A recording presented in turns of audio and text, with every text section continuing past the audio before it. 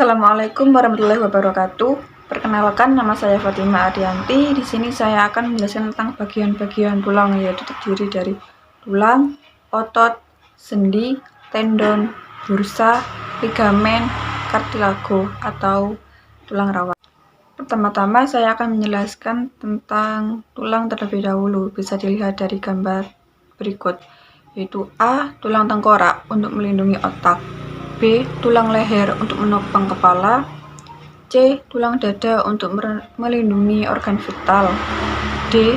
Tulang rusuk untuk melindungi jantung, paru-paru, dan hati, E. Tulang belakang untuk menyokong tubuh, F. Tulang panggul untuk penyangga organ bagian perut, G. Tulang kelangkang untuk menopang badan bagian atas ketika duduk atau berdiri, H. Tulang pubis untuk melindungi organ reproduksi, I. Tulang isium untuk menopang berat badan saat duduk, J. Tulang duduk untuk membantu gerak relaksasi kaki bagian atas, K. Tulang selangka untuk mencegah diskolasi pada bahu, L. Tulang lengan atas untuk tempat melekatnya 13 otot dan ligamen, M. Tulang hasta untuk mendukung aktivitas tangan secara keseluruhan, N. Tulang pangumpil untuk menyusun kerangka lengan bawah, O. Untuk tulang pergelangan tangan, P. Tulang telapak tangan, Q. Tulang jari-jari tangan, R. Tulang paha untuk membantu kaki bergerak lurus atau menekuk, S. Tulang tempurung lutut untuk membungkus dan melindungi sendi lutut, T. Tulang kering untuk penopang berat badan, U. Tulang betis untuk memberi kekuatan pada otot saat bergerak, V. Tulang pergelangan kaki untuk mengatur gerak kaki saat berjalan, W. Tulang telapak kaki untuk menopang berat tubuh, X. Tulang jari kaki untuk menjaga keseimbangan.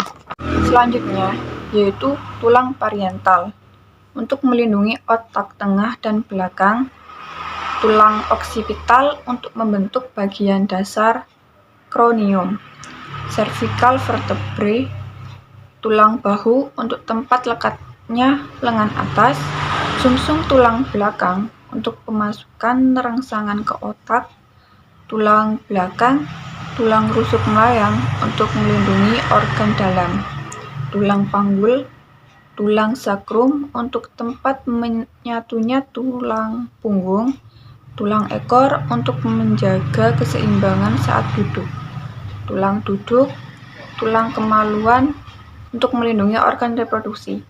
Setelah itu ada cervical vertebra atas, ada tulang selangka, ada lagi tulang belikat yang tujuannya untuk menyokong pergerakan bahu, tulang lengan atas, ada lagi tulang pengumpil, tulang hasta, tulang telapak tangan, tulang jari tangan, tulang paha, tulang tempurung lutut, tulang kering, tulang betis, dan tulang pergelangan kaki. Selanjutnya saya akan menjelaskan tentang bagian-bagian otot yang terdiri dari, yang pertama adalah frontalis untuk melindungi tengkorak bagian depan, yang kedua orbicularis oculi sebagai otot sfinger mata, yang ketiga ada orbicularis oris untuk menutup bibir, yang keempat sternocleidomastoid untuk melenturkan leher, yang kelima trapezius untuk gerakan elephant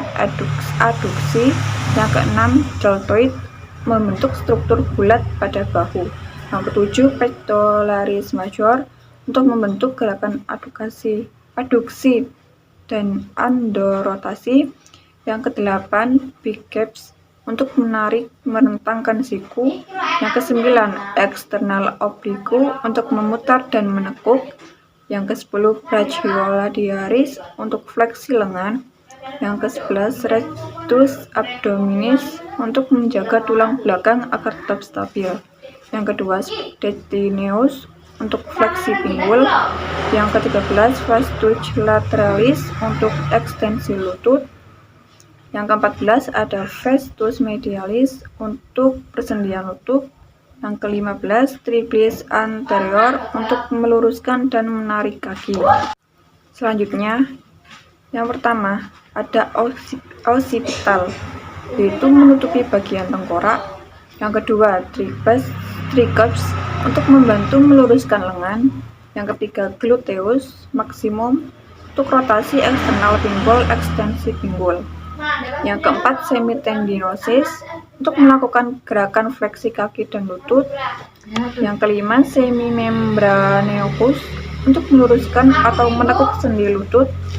Yang keenam, biceps femoris untuk membantu fleksi pada lutut, juga sebagai abduksi kaki bagian belakang. Yang ketujuh, gastrocnemius untuk dua otot utama yang membentuk betis. Yang kedelapan, proneus longus, gerakan plantar refleks dan eversi. Selanjutnya nomor 9, ada penstabil postur dan trapezius. Nomor 9 tuh trapezius untuk penstabil postur dan otot dalam gerakan. Yang ke-10, deltoids untuk membantu otot pectoralis pada gerakan fleksi. Yang ke-11, rhomboid untuk menyusun bagian atas lengan. Yang ke-12, latissimus dorsi untuk perpanjang lengan bahu. Yang ke-13, ada extensor curvi ulinaris untuk mengatur pergerakan pergelangan tangan. Yang ke-14, gluteus medius untuk menjaga keselarasan panggul ketika melompat atau mendarat. Yang ke-15, adduktor magnus untuk aduktor paha yang kuat, berperan memperpanjang sendi panggul. Selanjutnya saya akan menjelaskan tentang bagian-bagian dari sendi, yaitu dapat sendi mati atau synartosis. Sendi yang tidak bisa bergerak, contohnya sendi mati adalah pada bagian tengkorak. Selanjutnya ada amfiartosis, sendi kaku, merupakan bagian sendi yang bisa bergerak secara terbatas, contohnya tulang rusuk.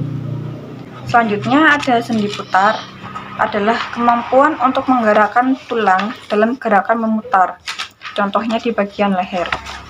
Ada pula sendi plana, yaitu membantu menggerakkan tulang ke depan dan ke belakang, contohnya panggul tulang ibu jari. Selanjutnya ada sendi engsel, yaitu untuk membantu tulang bergerak ke searah menyerupai pintu yang dibuka tutup, contohnya bagian siku, lutut. Selanjutnya ada sendi peluru, yaitu untuk berbagai gerakan ke segala arah, termasuk gerak memutar, contohnya bagian panggul yang menyatukan tulang paha. Selanjutnya ada sendi luncur, yaitu memungkinkan gerak rotasi pada suatu bidang datar, contohnya hubungan tulang pergerakan kaki. Selanjutnya ada sendi kondyloid untuk memungkinkan kegerakan dua bidang, contohnya pergelangan tangan. Saya akan menjelaskan tentang tendon. Tendon sendiri merupakan jaringan ikat fibrosa yang menghubungkan otot ke tulang. Fungsi tendon itu sendiri yaitu untuk menggerakkan tulang atau struktur ketika otot konsentrasi. Bisa dilihat dari gambar tersebut. Tendon terdapat di bagian yang berwarna putih dan muskel terdapat di bagian yang berwarna merah hati. Selanjutnya saya akan menjelaskan tentang bursa. Bursa sendiri merupakan kantung berisi cairan pelumas yang berfungsi untuk mengurangi gerakan antar tulang, tendon, dan otot saat melakukan gerakan. Bisa dilihat dari gambar, terdapat suprapatellar bursa yang terdapat di bagian warna biru. Setelah itu ada prepatellar bursa yang berada di tengah, dan selanjutnya ada infrapatellar bursa yang di bawah. Selanjutnya saya akan menjelaskan tentang ligamen. Ligamen itu sendiri merupakan jaringan ikat fibrosa yang menghubungkan tulang dengan tulang. Fungsinya yaitu untuk menahan struktur dan menjaganya agar tetap stabil. Dari gambar tersebut dapat dilihat terdapat atricular cartilage, ada lateral collateral ligamen yang berwarna abu-abu yang di samping. Setelah itu ada anterior cruciate ligamen yang berada di tengah. Setelah itu fibula tibia, meniscus, posterus, dan medial collateral ligamen. Itu saja yang bisa saya sampaikan. Terima kasih. Apabila ada kekurangan, saya mohon maaf. Wassalamualaikum warahmatullahi wabarakatuh.